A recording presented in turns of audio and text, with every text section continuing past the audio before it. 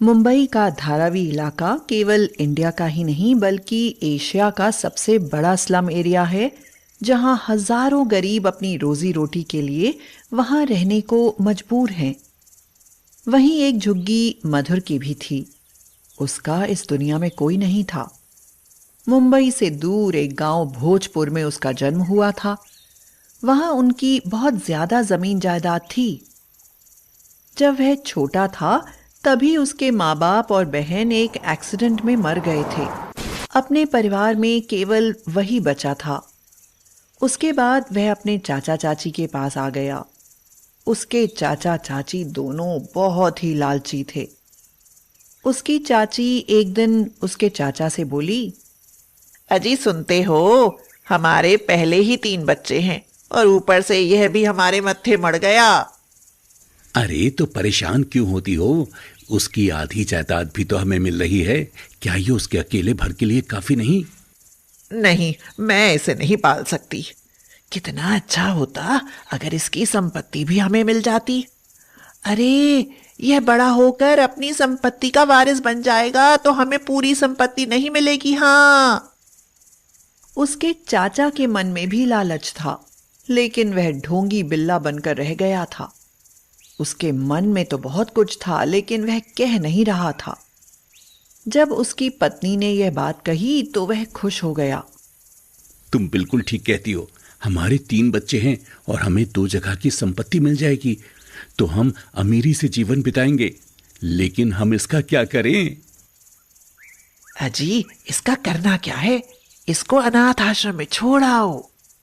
ये तुम ठीक कहती हो, लेकिन दुनिया हम पर थूकेगी और हम पर रिपोर्ट भी हो सकती है कि हमने बच्चे की जायदाद तो ले ली लेकिन उसका पालन नहीं किया।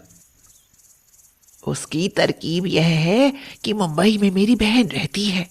हम थोड़े दिनों के लिए वहां चलते हैं, इसे चुपके से अनाथ आश्रम के बाहर छोड़ देंगे और गांव में जब लौट कर आएंगे तो कह देंगे कि डायरिया होने से वह मर गया। फिर हम पर कोई दोष नहीं लगाएगा। और वैसे भी दूसरे के मामले में कौन छानबीन करता है? किसके पास इतनी फुर्सत है? ये बात बढ़िया रही।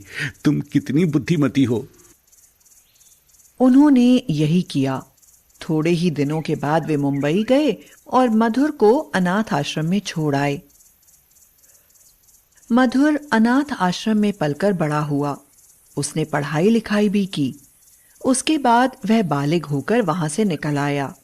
अब वह प्राइवेट नौकरी करने लगा था जिसमें थोड़े से ही पैसे मिलते थे। उसके मन में गरीबों के लिए बहुत दया थी। घर से बाहर ड्यूटी जाते समय अगर वह किसी अनाथ और गरीब बच्चे को देखता तो उसकी बहुत मदद करता था। वह मन में सोचा करता था, मैंने कितने दुख झेले हैं। अनाथ आश्रम में रहकर मैंने कितनी मार खाई है और कितनी बार तो मैं भूखा सोया हूं। अब उसकी यह समस्या थी कि वह जैसे तैसे अपनी गुजर तो कर ही लेता, लेकिन उसे जो भी जरूरतमंद दिख जाता वह उसकी मदद कर देता था। इसलिए उसका पूरा खर्चा चलना मुश्किल पड़ जाता था। जैसे ही वह फैक्ट्री से झुग्गी बस्ती में आता तो उसे आसपास के बच्चे घेर लेते थे। भैया, आज खाने के लिए कुछ लाए हो? हाँ, लाया हूं। लो चिन्नू, चीकू तुम भी लो। एक बच्चा दूर खड़ा होकर यह सब देख रहा था। उसकी माँ घर पर बहुत बीमार पड़ी थी और उसकी एक छोटी बहन भी थी जो माँ के पास बैठी हुई थी। उसकी माँ लोगों के यहाँ बर्तन मांजने का काम करती थी। बीमारी की वजह से वह कई दिनों तक काम पर नहीं जा पाई, इसलिए उनके यहाँ खाने पीने के लिए कुछ भी नहीं रहा था। उसकी बहन भी लगातार रो रही थी और वह भी बहुत भूखा था। आज सवेरे से वह कई लोगों से कुछ मांगने की कोशिश कर चुका था, लेकिन सब ने उसे दुत्कार कर भगा दिया था और ऊपर से खरी खोटी सुनाई थी वो अलग से। एक ने कहा था, अरे आजकल ये धंधा बन गया है।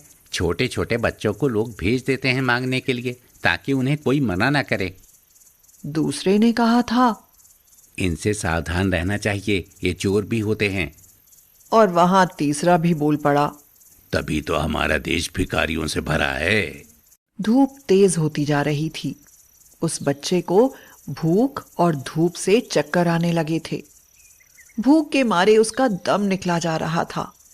वह निराश होकर वापस लौट पड़ा। अब वह वापस अपने घर जा रहा था। वहीं उसने मधुर को खाने पीने का सामान बांटते हुए देखा। उसके मन में आ रहा था कि मेरी बहन और माँ तो भूखी होंगी, माँ को तो होश भी नहीं था। मैं अगर इनसे कुछ मांग लूं तो बहन को खाने को दे दूंगा। लेकिन उसे दोपहर का किस्सा याद आ रहा था। जब उसे कुछ भी समझ में नहीं आया तो वह रोने लगा। अचानक मधुर की नजर उस पर पड़ी। मधुर उसके पास जा पहुंचा और उससे बोला, तुम क्यों रो रहे हो बच्चे? वह रोता हुआ बोला, मुझे बहुत जोर की भूख लगी है। अच्छा। अब तो मधुर के पास भी कुछ नहीं बचा था। वह उसको लेकर अपने घर आया। घर में सामान देखा तो ज्यादा कुछ नहीं था, लेकिन उसने खिचड़ी बनाई। वह बच्चे के सामने परोस कर लाया। लेकिन यह क्या? अब बच्चा खा ही नहीं रहा था, बल्कि जोर जोर से रोए जा रहा था।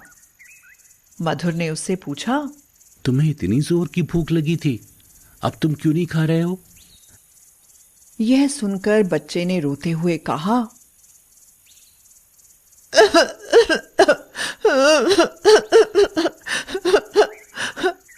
अभी घर पर मेरी बहन भी भूखी होगी। यह सुनकर मधुर को बहुत बुरा लगा। उसका दिल भर आया। कहाँ है तुम्हारी बहन? चलो मैं चलता हूँ। मधुर बचा हुआ खाना एक टिफिन में लेकर उसके साथ वहां गया तो यह देखकर दंग रह गया कि यह टूटी फूटी झोपड़ी में बच्चे की मां बेहोश पड़ी थी और उसी के पास बैठी हुई उसकी बहन रो रही थी। एक तो वह बच्चा ही इतना छोटा था, ऊपर से उसकी इतनी छोटी बहन को इस हालत में देखकर मधुर बहुत दुखी हो गया। उसने अपने साथ लाए हुए खाने को उस बच्ची को परोस कर दिया। बच्ची तो उस खाने पर टूट पड़ी और थोड़ी ही देर में उसने वह खाना साफ कर दिया। मधुर उस बच्चे की मां की दवा लेने के लिए डॉक्टर के पास गया और उससे कहा, डॉक्टर साहब, आप मेरे साथ झुग्गी में चलिए। एक आंटी बेहोश पड़ी हैं, उन्हें चलकर दवा दे दीजिए। लाइए, पहले फीस दीजिए। डॉक्टर साहब, मेरे पास इस समय ये मेरा मोबाइल ही है, गारंटी के रूप में इसे रख लीजिए और चलकर दवा दे दीजिए। मैं आपके दवा के पैसे दे जाऊंगा, तभी अपना मोबाइल ले जाऊंगा। डॉक्टर मधुर के साथ आया। उसने उस बच्चे की मां की जांच की, उसको पानी के छींटे मारे तो उसने अपनी आंखें खोल दी। इन्हें कोई बीमारी नहीं है, ये कमजोरी से बेहोश हुई हैं। ये सच कह रहे हैं, मैंने 3 दिनों से कुछ नहीं खाया है।